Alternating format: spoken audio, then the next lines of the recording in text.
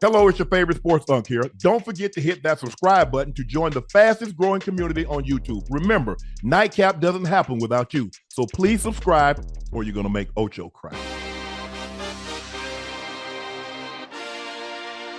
But first, we got to start with some basketball, Joe. Let's Chris go. Paul time with the Los Angeles Clippers. I guess they say the second time is not better than the first time. Paul was sent home by the franchise late last night in the middle of a 5-game road trip. CP3 wrote on IG, just found out I'm being sent home. The Clippers then announced saying that they had released Paul, saying Chris is a legendary Clipper and had a historic career. But I want to make one thing very clear. No one is blaming Chris Paul for our underperformance. I accept responsibility for the record we have right now. And there are a lot of reasons why we've struggled. We're grateful for the impact Chris has made on this franchise. According to Shams, Chris' leadership style clashed with the team, and he had not spoken to Ty Lue for several weeks. Per Chris Haynes, Chris Paul requested a meeting with Lue to discuss perception he was a negative presence on the team, and Lue refused to meet. Joe, having played 17 years in the NBA, had been one of the leaders at a lot of different places. What do you deduce? What happened, and how did it? What seemed promising the second time around? How did it go so bad so quickly? Well, Unc and Ocho sounds like to me. I played with Teron Lue. He was a point guard here in Atlanta. I had a chance to play with Chris Paul in the USA in 2006, and I played with him in Houston that 1 year with James Harden was just unbelievable.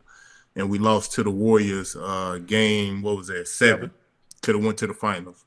So I know both of these guys pretty well. Chris Paul is a point guard, is very bullheaded. You know, he is a natural leader. So if he sees something that he doesn't like or he don't think that's helping the team, man, he's obviously gonna voice that. He's gonna say something. You know, he's just one of those guys who can't help it. But Unc and Ocho, y'all know losing exposes a lot, man. It exposes a lot. And when you getting your butt kicked night in and night out, you know, I feel like you have to put the blame on someone. And unfortunately, you know, it seems though, even though they came out with a statement that said Chris is this has nothing to do with it. You know, his our record is why we excusing him from the team, but it's just a bad look, man, on a guy who is a Hall of Fame point guard, who's already said that this is his last year playing. You know what I mean? So it's like, what was so bad or egregious that he couldn't stick it out this full year? That's yet to be determined. Obviously, it'll take one of those guys to kind of speak on it, but it just seems like an unfortunate situation, man. Losing doesn't build character; it reveals character. Ooh. And what transpired? Let me tell you. Let me tell you from a football perspective, and let me know what you think, Joe. Yeah. You see, Chris Paul has always been one of the 2 or 3 best guys on a team. Yeah. He's an All-NBA selection. He's an All-NBA defensive selection. He's one of the top 2 or 3 point guards year in and year out. You see, Ocho and Joe, as you start to slip, your voice is not as loud, and it can't be as loud. Yeah. So things that you would normally say when you was all NBA, you was all defensive, you could go to the coach, demand a meeting, and no problem. You see, Ocho, you know this. The 53rd man can't get a meeting with the head coach. The 1, 2, 3, 4 guy can get a meeting with the head coach. Yeah. And you see what transpired? Yeah, he's saying what's going on, but nobody wants to hear that, Chris, because you're not the player. You can't help us get out of what's going on. Right. This is what I think happened. This thing went awry when they gave up all those picks for Paul George and they moved heaven and earth to get Kawhi Leonard. Kawhi, had they won 1 championship, you see, Toronto gave up a lot to get Kawhi. It was well worth it because what, Joe? They won a championship. Yeah, yeah. You see, now the Clippers are further away from winning a championship than when they were before they even got Kawhi. Yes. So now we've given up all these picks. Y'all see what Shea doing on a nightly basis? Not only did he win a championship, he's finals MVP, he's a league MVP. And we had him, Joe. We had him. We had a goose that was laying golden eggs, and we gave him away. We made the biggest mistake since Aesop gave his kingdom away for a horse. That's what happens as you get old, and it happens to all of us. We're all not going to have the same ability to go speak or to go knock on the boss's door and have a conversation with him. Right. It will happen to us all. Yeah. And that is what happened to Chris Paul. Chris thought he was, from outside looking in, chat, I haven't talked to anybody. I have not talked to anybody, so I'm just saying, from my standpoint, Yes. Chris is looking at himself, he's Chris Paul and CP3 in name only, not in play. Yeah. So if you can't produce the same way, you can't expect to have the same kind of leeway. You can't be that critical. Mm-hmm. Yeah. Because you could be critical when he was that guy, when he was in New Orleans or all these other places, when he was at Houston and he was at OKC. You could have that. Yeah. When you play 8-10 minutes a night, guys, it's tough. You don't get that kind of leeway. You don't have that kind of luxury. That's what I deduce from what happened in this situation. Yeah. Hey, Joe and Unc, I'm curious. Obviously, with Chris Paul playing as long as he's playing, being a seasoned veteran in the game, understanding what it takes to win. The Clippers have had mishaps, obviously with the trade with Shea and other things not going right with the Kawhi trade. Why not he not be able to express themselves and say this is what we need to do if you want to see things go in the right direction? Why would they not listen to him? Why would they not take heed to what he's saying? Does management or do the people in positions of power have that much of ego? Are they that prideful to let someone that has put the kind of work that Chris Paul has done in the league itself and being successful, a Hall of Fame at that, they won't even not just listen? Ocho, it sounds more like of how the message is being delivered to me, if you ask me. Like, there's a way you can still lead. Although he's coming off the bench, he's trying to be that spark plug, that lead off the bench. You know, he can't help, to get a little emotional probably, throughout this course of the season, man. It's been a rough patch for the Clippers early. You know what I mean? I've watched them play numerous of times. So I know the frustration has set in. Like Unc say, when emotions is high, logic is low. Mm-hmm. You know what I mean? So they sat and had a meeting. He released the IG post at 3 a.m. and said they were sending him home.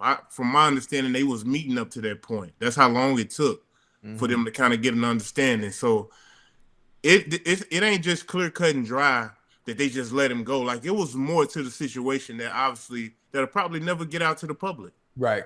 Yeah. It was a situation, Ocho. Maybe there was certain.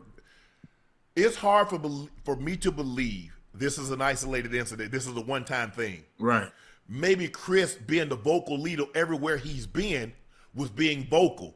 Maybe he was being a little too vocal. Ocho, I'm sorry. A special teams guy is not going to say, Marvin, I need to talk to you. And Marvin opened his door. That's not happening.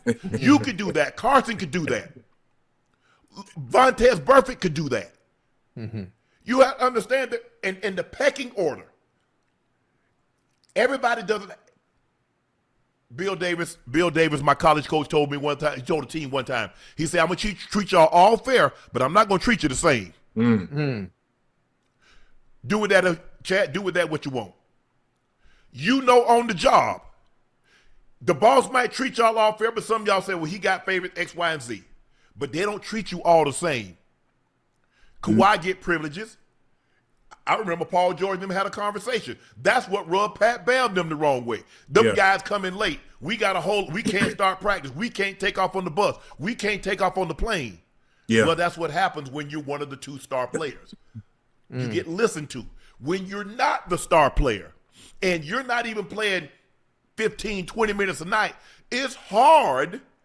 First of all, the guys are not going to listen to you the same, are they, Joe? No, they're not. You're not that guy. Ocho, how many times the special team guys say, "Come on, Ocho, let's go"? You looking at him like, if you don't sit your ass down and get out my face, I ain't telling you what somebody told me. I'm telling you what I know. Absolutely, absolutely. Yeah. Hey, Unc, at the same time, I know CP, he understands, like, okay, I got a great relationship with James Harden. I got a good relationship with Kawhi Leonard. He ain't, if it's really something that wrong or something that's really messing with him, I'm sure he'll go to them and be like, "Hey, look, man, we got to go talk to the coach. We got to go talk to Ty Lue." He'll go to James Harden. He'll go to Kawhi. "We need to go talk to Ty Lue about this situation, man. Hey, we got to be better here. We got to be better there." I just can't see him going over James Harden and Kawhi and then just going straight to the source, being like, "Hey, man, we got an XYZ." You know what I mean? Like, I think he has. I know he has more sense than that, and obviously his value and his say-so into this through those dudes, obviously it would be heard, Mm-hmm. a lot better as though it's just coming from him. So I'm not sure what really got him to this point, but like I said, man, I watched him play a few times and it hasn't been pretty. The Damn. man getting DMPs, healthy Yeah. scratches. It's only a matter of time. That is a prideful man. That man has played 21 NBA seasons, Joe. Like I said, he's a top 75 player all time. Yeah. Let that sink in for just a second, chat. Yeah. He's getting healthy DMPs. DMP, healthy scratch. DMP, healthy scratch. Not an injury, not coach's decision, healthy scratch. Mm-hmm. Yeah. So now it's telling you. Now, I don't, like I said, I don't know. Maybe, hey, y'all need to do this, y'all need to do that. Man, it's kind of hard to tell somebody something when you're not doing it or you can't help us do it. Yeah. Yeah. But this situation is bigger than Chris Paul because the Clippers right now, chat, and y'all know this and everybody that's listening to us know this. The Clippers are farther away from winning a championship right now than when they were before they got Kawhi. Yeah. Kawhi injuries has harmed this team, giving up all those draft picks. Do you know, Ocho? Yeah. That the OKC Thunder still get the Clippers #1 draft pick in 26? Mm-hmm. Think about that. All those picks they got. They built this roster. They built a team that's set for the next decade. Yeah. Thanks to the Clippers. Thanks to the Clippers. Yeah. They miss big time, Unc. This is more than a miss. I'm not sure I can think of another word, to definitively describe what the Clippers did when they let Shea go. And Unc, Joe, I asked Unc this earlier. Most of the time, if you can see, scouts and GMs, there's a visual where you can tell a player special because certain players look better than other players, even if they're young and they just come into your team. You can already see the promise and the potential in them. So I asked Unc, well, how the hell they even let Shea get out the goddamn building anyway when he's as special as he is? You're not going to tell me, he's with the Clippers and he's like, you know what? I think we can do without this individual. And then all of a sudden he goes to Oklahoma and looks like he does now. One of the best in the league. Ocho. Maybe one, depending on who you goddamn ask, based on preference on the position and play you actually like. So Ocho. what the hell was the Clippers looking at? They didn't see this, bro. They Nobody saw this. They knew he was gonna be special. They knew Shea was gonna be special. But Ocho, I promise you, they ain't see this, bro. They didn't see. I'm gonna be honest with you. I ain't see this. I thought he was a hell of a player. Right. But the mega stardom that he's jumped himself into, the consistency that he plays with, and being reliable night in and night out with 30 plus points a night. Obviously, they won a championship, looking like they gonna repeat. Man, they ain't seeing this. They ain't seeing this. Hey, man, them boys 21-1, man. Yes. 21-1.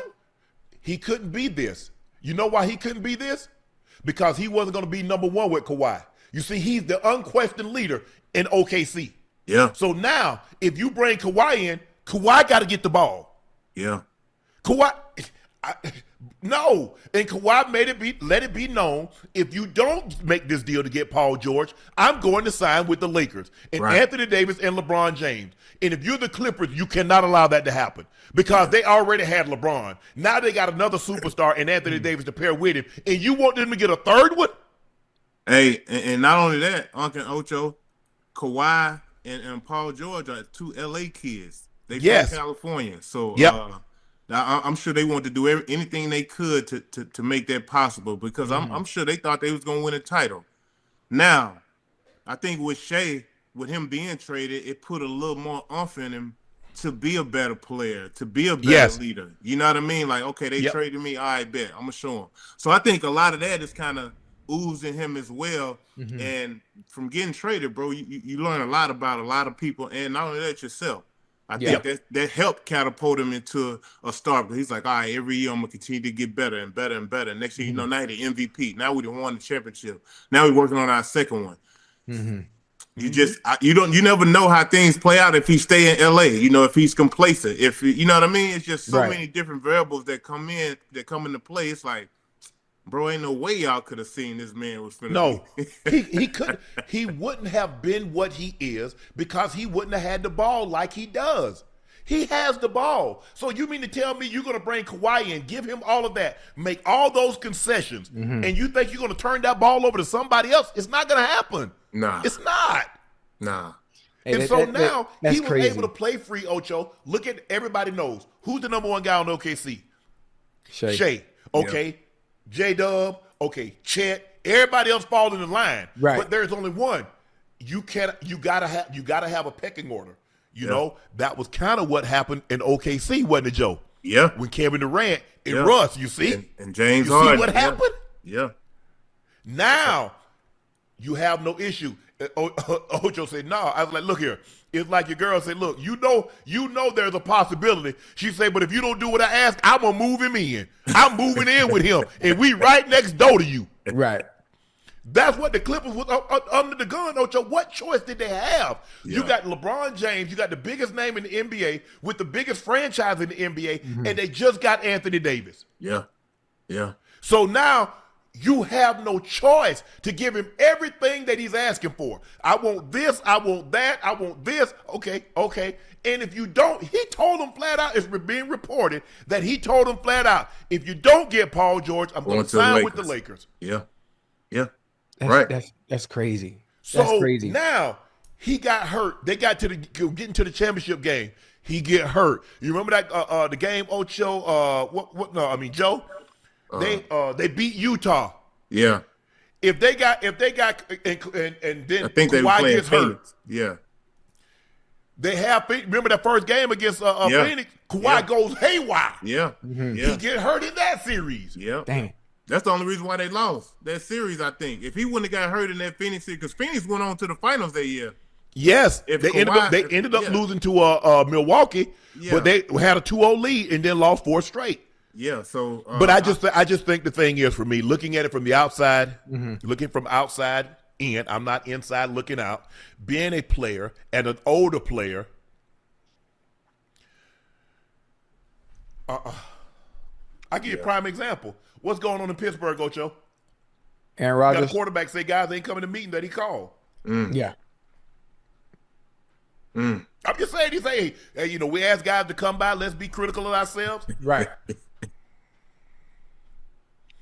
Hey, that's crazy. I mean, just thinking about it, what Chris Paul has accomplished. Yeah. Being a part of that 75, how you say it? 75th anniversary team. 75th anniversary team. 75 greatest players to ever play. One of the 75 greatest players of all time. A definite Hall of Famer. Yep. Still doesn't have the weight, despite not being as valuable as he once was, where his word means nothing at this point. And that's crazy.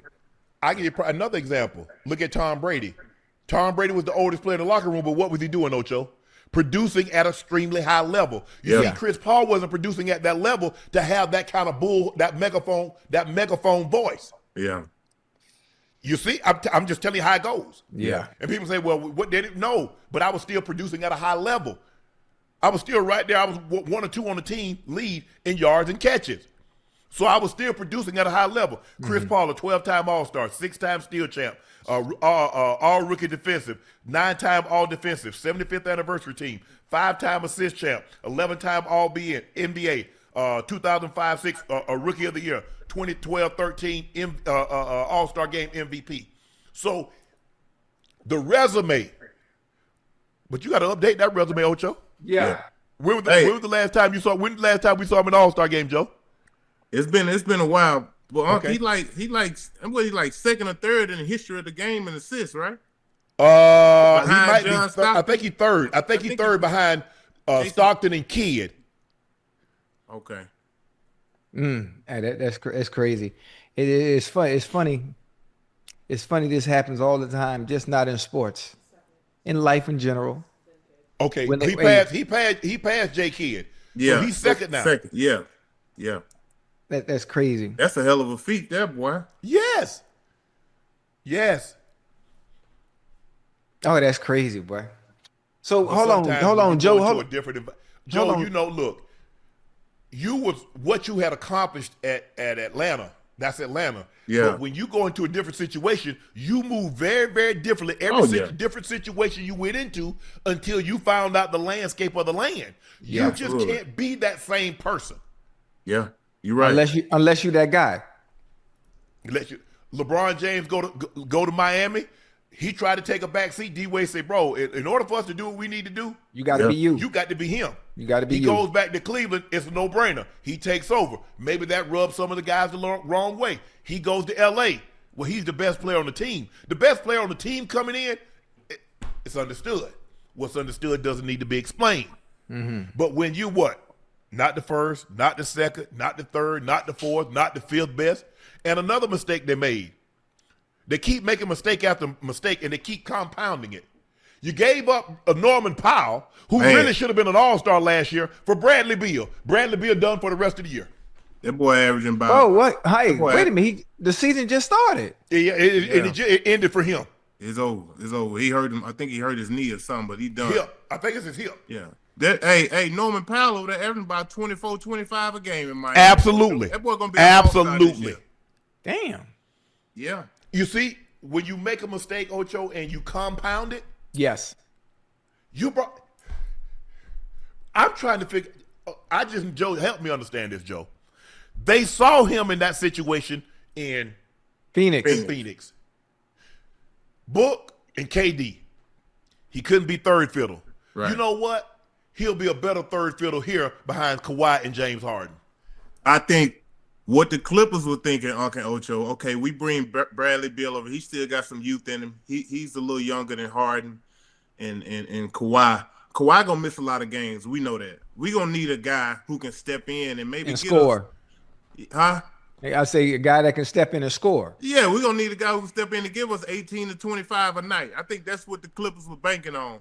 And obviously, due to injuries, man, he just ain't been able to Bradley Beal was never able to deliver that for the Clippers. So it put him in a tough bind. Harden has been playing great all year, but it's been hard because outside of Zubac, when Kawhi does play, he does give them great minutes, but they don't have no chemistry continuity. You can kind of see it when they play. You know what I mean? So, and it just hasn't worked this year for him, man. Damn. It hasn't. It hasn't. But Joe, I'm trying to figure out how do they expect somebody to get healthier as they get older? Look at Bradley Beal's history the last couple of years. He's been hurt. I know, Unc. They tried. They was optimistic. They tried to give him a try. It's like, hey, listen, okay, we understand that he ain't performed well in Phoenix, but we gonna give him another chance. Look, this chance we giving him, it ain't gonna really cost us nothing. On top of that, we try to bring in CP, because if not, then you got to pay Norman Powell max dollars to stay. Mm-hmm. Close to max dollars to stay. So I think they were trying to avoid that too. So yeah, they were trying to cut corners. And Powell has gotten better and better, and now you see him. When Tyler Hero was out, he was cooking. Him and Bam, he can take you off the dribble. He can spot up. He can shoot the three off the jump. I mean, and now they got Tyler Hero back. It's just been one thing after another for the Clippers, and unfortunately, I think that window has slammed shut with Kawhi because Kawhi is never going to give you enough games, Joe. Yeah. To mount to anything, and then when you least he can't play back to backs. Yeah. And in the playoffs, you play it every other day. Yeah. Especially so what you saying? After you get past game 3, it's time to blow it up. Get some draft capital. I don't know. You got how many more years? Because how many more years they got on Kawhi? Because they just gave Kawhi a new deal. Man. You gave Kawhi a new deal. You walked away from Paul George, which looks like a good thing now because they wanted to do a 3-year deal. Paul wanted that extra 4th year. Philly's going to be kicking their own self in the ass, but Philly's going to be kicking themselves in the ass with Joel Embiid also because he got damn near $200 million in the next 3 years coming. But look, go ahead. Philly ain't got a they got a I blow it up. I'm building around Maxey and Edgecombe. They got a decent problem because they got some young boys on their team in Philly who can go get it. When Embiid and Paul George ain't playing, they got some boys out there who will go get Maxey it. and Edgecombe. Yep. I enjoy watching them. Edgecombe. Hey. what's the guy that come off? Tyrese Grimes, Maxey? who come off the bench. Maxey. Yeah, Quentin Grimes. Yes. Yeah. So Nice. they got some promises. They got some promise over there. The Clippers Hey. gonna have to do something, man. I don't know what they gotta do. They gotta do something. Hey, what's the issue? I know Joel Embiid is his knee. His knee is bothering him. Yeah. With Paul George knee too. Yep. Yeah, I think he had a procedure, and I think he had a procedure right before the season started too, Ocho, which kind of set him out some more. Okay, And the thing is, you got 2 more years at damn near. I think he signed a 4-year, $212 million. Yeah. So you see what you're looking at, right, Ocho? Yeah. You're looking at about $50 million a year. Yeah. Joel Embiid got 3 years, almost $200 million. He's out, can't play back to backs. They have already said Joel Embiid is not playing back to back. Guess what? He's getting older. He's getting heavier. Like I said, I've never seen somebody get healthier as they got older. Yeah. And Kawhi knees bad too, huh? But what bad? Worse than mine. Man, hey, look. The only difference is I'm 57.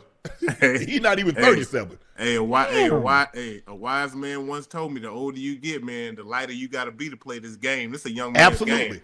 This was Pat Riley when I played in Miami, Ocho, for a couple of months. Me and him sat down. He was like, Joe, the older you get, the lighter you have to be to play this game, man. This is a young man's game. Right. Ocho, remember I told you, as I started to get older in the league, I got lighter and lighter. Yeah, lighter and lighter. All of a sudden, it was 232. Then it was 231. Then it was 229. Then it was 28. Then it was 26. You see? Yes, sir. Hey, Uncle Ocho, I always tell people, man, the older that we get, the harder it is to play the games that we love because we have to work a lot harder than somebody who's younger. You know what I mean? Yes. Like as we age and you get in your 40s, your 50s, just to gear up for a basketball game, hey man, you can't be out there playing. You got to stretch, warm up. You got to make sure that body right before you put on that freeway. So I get it. You got to, Joe. You got to. 2 things need to happen, one or the other, and sometimes both.